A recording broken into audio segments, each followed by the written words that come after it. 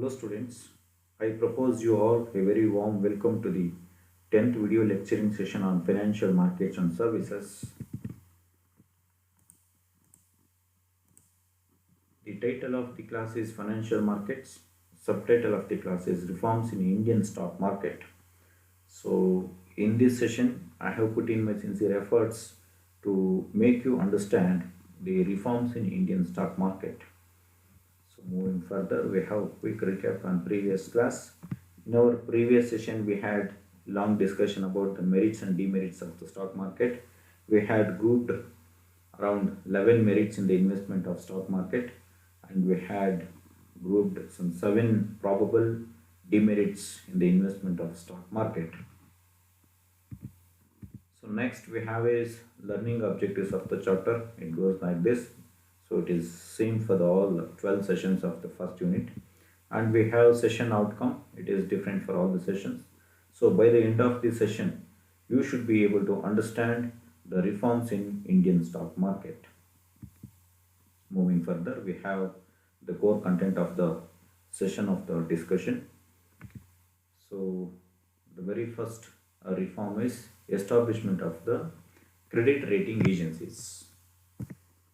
So in order to ensure the safety of the investors, specifically the investors who invest in the debt instruments, so uh, in India, 3 credit rating agencies were established. So they are like this. CRISIL stands for Credit Rating Information Services of India Limited. It was established in the year 1987. So another credit rating agency was ICRA. It stands for Investment Information and Credit Rating Agency. So it was established in the year 1992.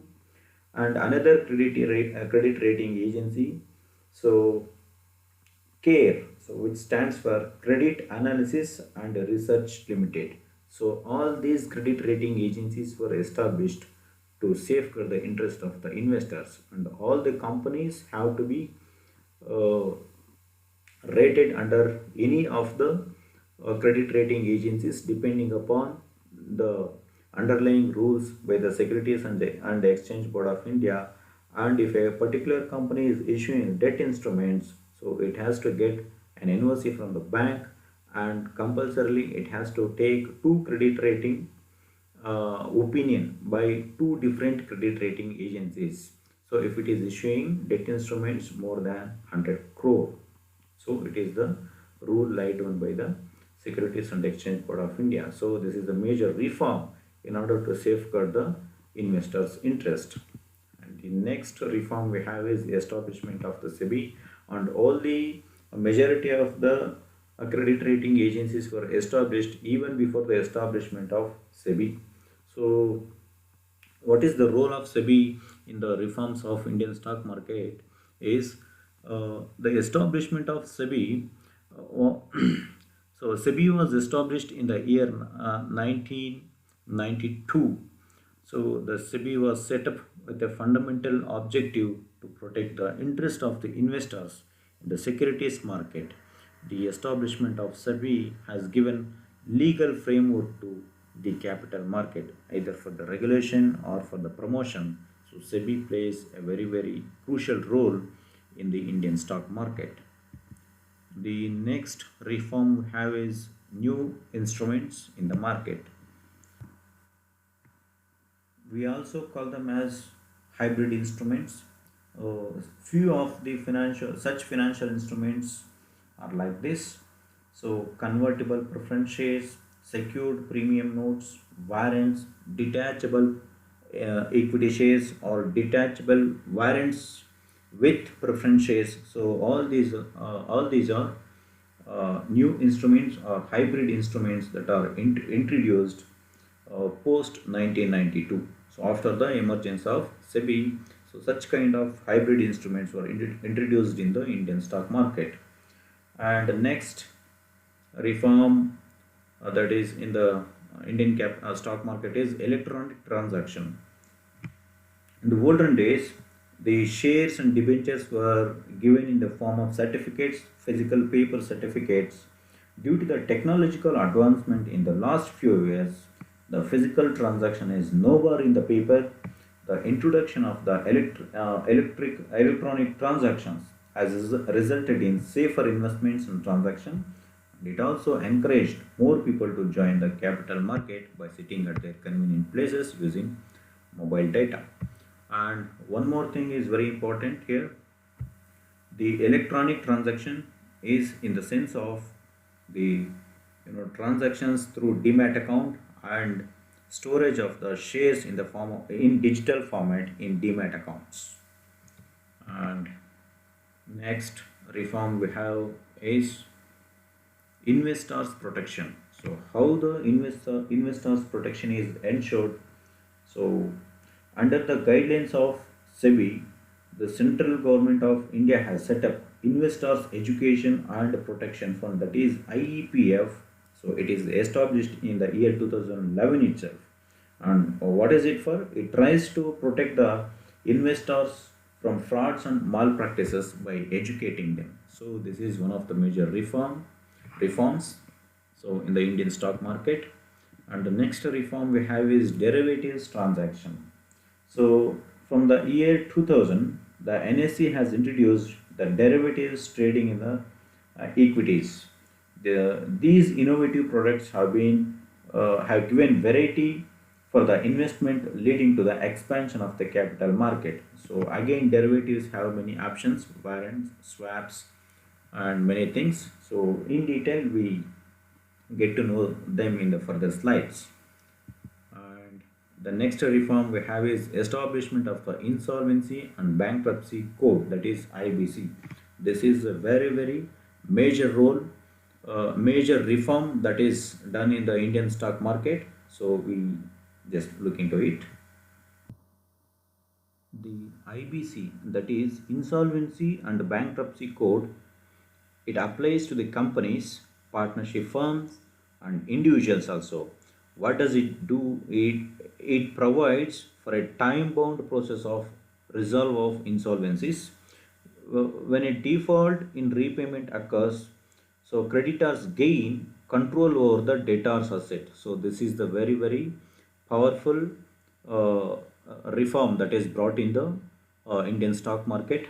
Uh, so if any companies become a default in the payment of the creditors fund, creditors is nothing but say all the debt instrument that are floated in the market, and the purchasers of those debt instruments will become the creditors to the company, and they get right over the debtors. Debtor is nothing but the company's assets. So this IBC gives more strength to the investors to gain control over the debtor's assets, and it must take decision to resolve the insolvency in a time bound period. So the time given to the debtor to solve the insolvency is only 180 days. That is 6 months, not more than 6 months period.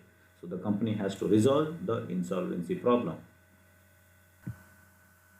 The next reform we have is know your customer. So by introducing this reform in the stock market, be it an individual investor, or be it a stock brokering firm, or be it any particular investor or any particular trader, so their address is established, and no person can be, or no institution can be an anonymous person or institution which will give way for the fraudulent activities. So this is being curbed.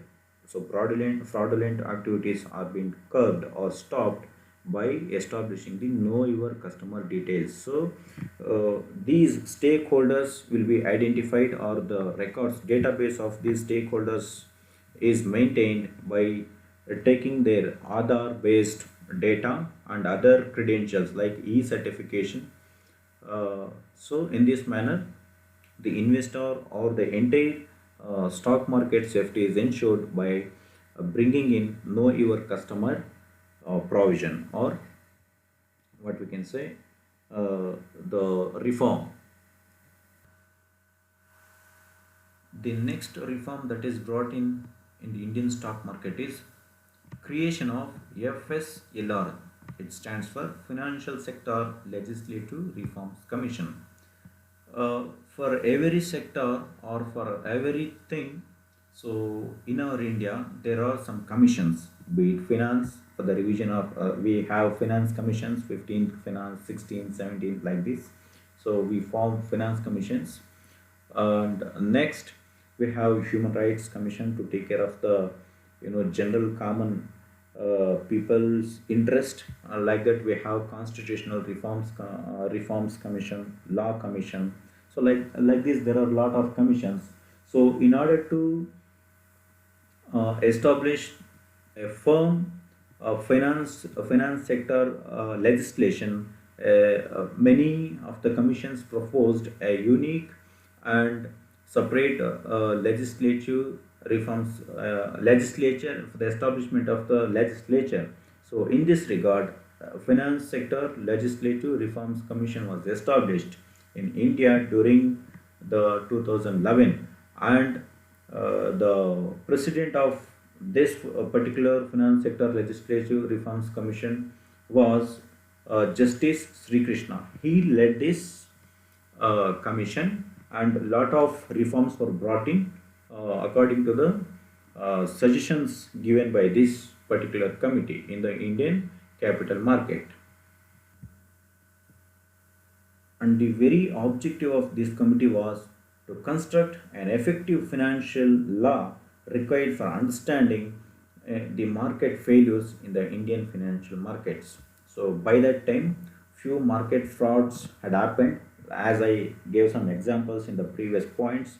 So that was Sahara scandal, and we had the Satyam computer scandal. So in order to overcome such kind of massive scandals, such this FSLRC was brought in the Indian stock market. And the next reform we have in the Indian stock market is unified payment interface. So what is this? The UPI payment option for the investors has saved investors and issuers waiting period of 3 days as with the check. So when there was check transaction, so the waiting period was 3 days.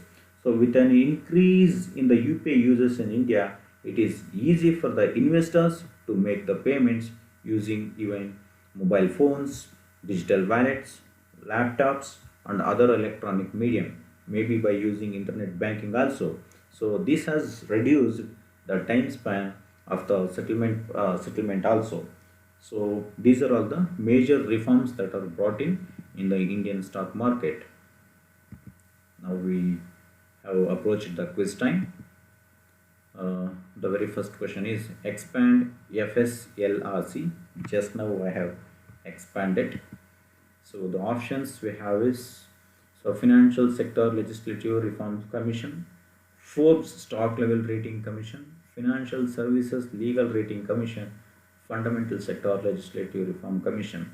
So if you are very firm and if you are very confidently read the concept, you can tick the right answer in your competitive examinations.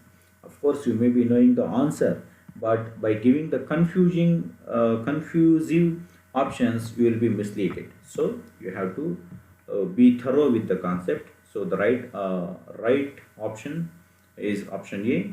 So the answer is Financial Sector Legislative Reforms Commission. The second question we have is expand CRISIL.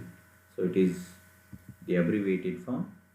So we have got four options: Central Rating Information Services of India Limited, Common Rating Information Services of India Limited, Commodity Rating Information Services of India Limited, and Credit Rating Information Services of India Limited. We have come across this point in this session. We have discussed about it. The right answer is D, Credit Rating Information Services of India Limited. So the third question, when did CRISIL establish? The options we have got is in the year 1988, 1989, 1990, 1991. The right option is 1988. So when did SEBI establish? The right answer is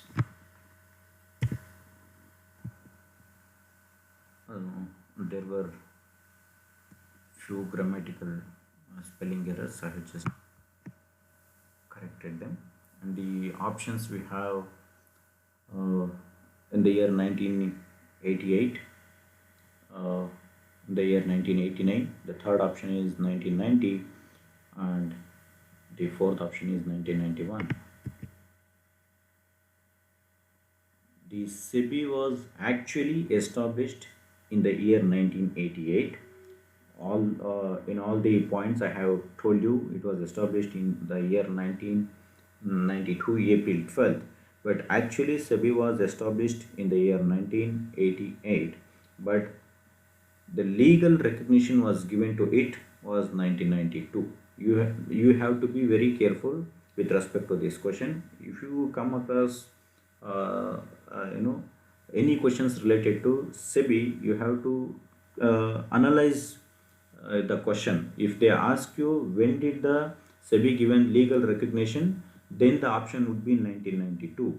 But if they ask you when did the SEBI establish, simply it is 1988. Or they may also ask you when did the SEBI establish and started working, then the answer would be 1992. So if they ask you simply, and if they do not give you the option 1992, you have to stick over to the 1988. And expand UPI. So the options we have Union Payment Interface, Unified Payment Interface, Unique Payment Interface, and Uninterrupted Payment Interface. So the right answer is Union Payment Interface. It is not Union, it is Unified Payment Interface. It was supposed to be option B. Now it is mentioned it is option A. It is wrong. It is Unified Payment Interface. So you just recorrect it. So this is the source of input which I have referred, including textbook and some websites. Thank you, and we will meet in the next session.